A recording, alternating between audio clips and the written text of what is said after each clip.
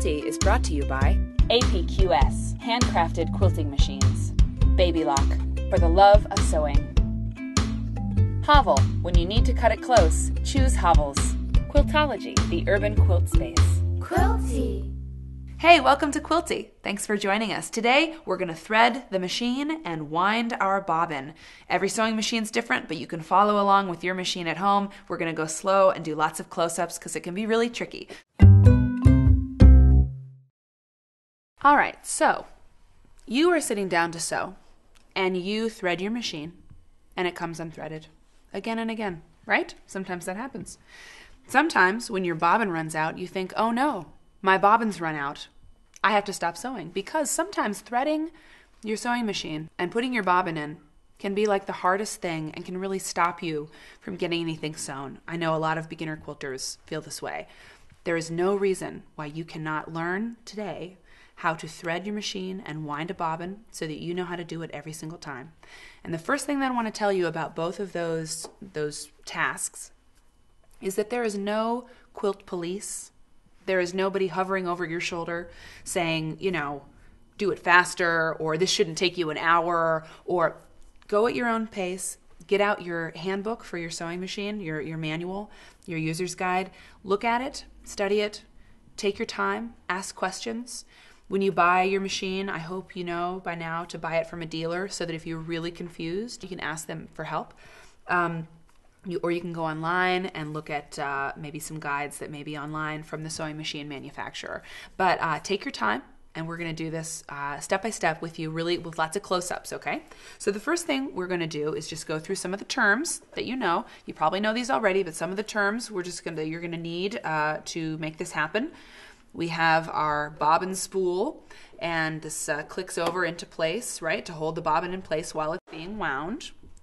We have the spool pin and the spool cap. That's where your thread will go. We have the thread path. It's the path that the thread takes down to the needle, and it's the tension is being held there, and the smoothness, all the mechanics of the stitch are sort of the timing and all of that. It's all held in here. And then we've got, of course, our needle down at the bottom that has to be threaded, or you're not going to have a stitch. All right? The bobbin case down here. This is a top loading bobbin. Some of the machines will have a bobbin that loads from the front. It'll be like down here somewhere. But this one loads from the top. And more of them are like this. I really like it. So you'll see why. Let's wind that bobbin first, okay? Let's go from the bottom up. So this is a bobbin without any thread on it. This is a bobbin with thread on it. So this bobbin is naked, and this one is full.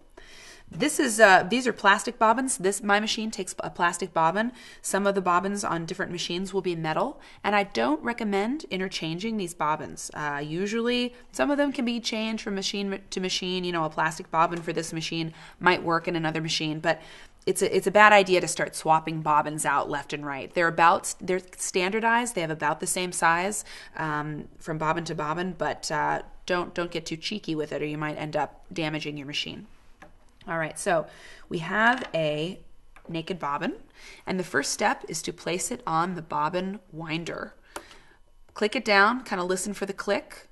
Can you hear some clicks there? Yes, right, some clicks. So it's in place. So you take your thread, right, my lovely Coats and Clark thread here I'm using, and you put it on your spool pin. Some bobbin winders have their own spool. Most machines at about this level are going to have, you're going to use the same spool pin, okay? So you put your thread on your spool pin, check your manual to see whether your spool needs to roll counterclockwise or clockwise. You know, machines are all different in a little ways.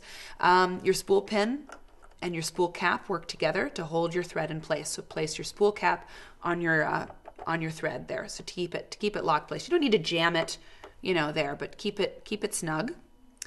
And what I love about this machine, and I know I'm biased because it's my machine and I sew a lot on it, and I'm a big Baby Lock fan, but the reason that I love this machine, one of the many reasons, is that it has a thread guide that's numbered.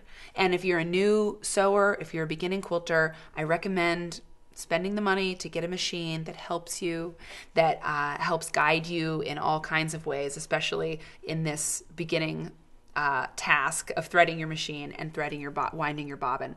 This machine gives us a guide. The dotted line is for the bobbin. So I know that to wind my bobbin, I need to follow this dotted line. My thread comes through at number 1. It comes through this little trough. The dotted line shows me I want to go underneath.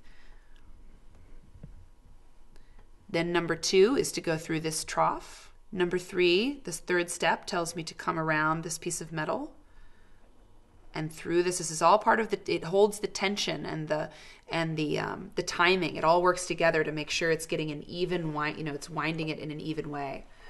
And already I'm over at my bobbin. I've heard from quilters, some give it 4 or 5, 1, 2, 3, 4, 5 winds. Some people go more to about 9 or 10, but you just want to get it started on the bobbin itself to get it started, right? And then most bobbin spools have a little thread cutter, right? And so you can just get off that little tail. So you just pull off that little tail and the bobbin is ready to be wound. You click it into place, and like I said, machines are all different, but they're generally the same in terms of like winding that bobbin, starting it up, and then clicking it into place, sort of locking it in. And then you just put the pedal to the metal and your bobbin is winding. And you just sort of, look up at the stars, check your nails, and just wait for it to wind, okay? So we've got a full one wound. We won't take all the time to do that. So let me use my little handy dandy snippers. I love these. Snip it like that. Let's pretend it's all the way wound. Click it back over and we have a full bobbin right here, okay? Now when you're taking your spool off, it's better not to pull it backwards, to pull the thread, like yank it out. So I would recommend clipping it about here and pulling it that way. You just want the thread to keep going the way it's happiest. If you pull it back through the machine, same thing with threading, you'll get a lot of loose fibers in your machine and you don't want that to happen. Okay, so we have our full bobbin and we're gonna place it. I'm gonna use my knee lift to raise my presser foot. So you raise your presser foot. This top loading bobbin case is protected by this sort of extended throat plate. It's this plastic device that keeps the bobbin protected. You drop the bobbin in just like that.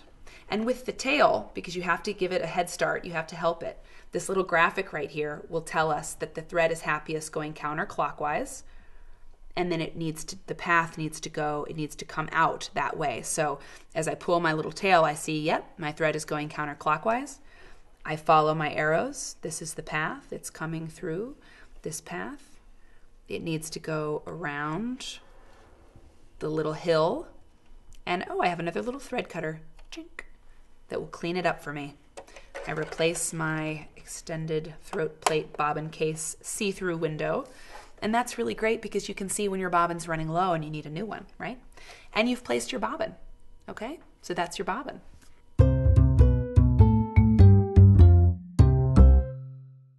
Quilty is brought to you by APQS, handcrafted quilting machines. Baby Lock, for the love of sewing. Hovel, when you need to cut it close, choose Hovels. Quiltology, the urban quilt space.